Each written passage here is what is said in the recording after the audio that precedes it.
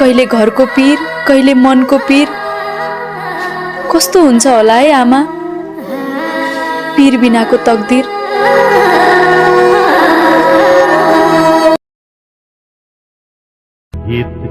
Mummy हाँ भाग्य नभएर र आफ्नो मान्छेहरू टाढिने पैसा नभएर हो।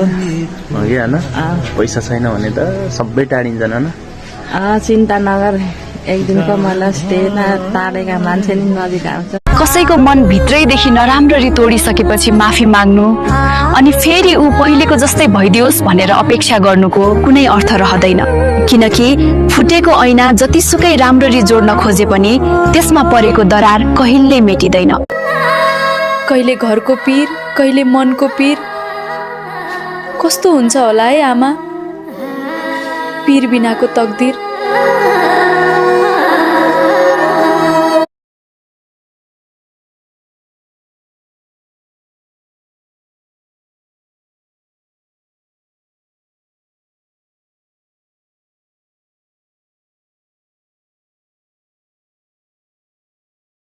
सबैभन्दा मन मिल्ने साथी चाहिँ को हो? मेरो मन मिल्ने साथी भनेको मलाई हरेक समयमा साथ छोड्दैन कि त्यसले।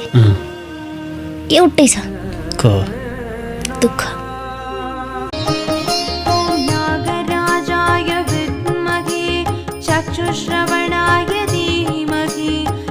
पानी पकाएर बाक्लो र मान्छे फकाएर आफ्नो बनाउनु बेकार हो।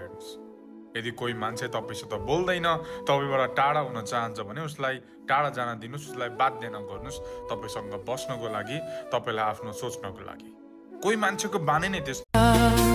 मायाको डोरी बाँधिएर गयो, फुकाउनु कसरी, सम्झना मात्रै छोडेर गयो।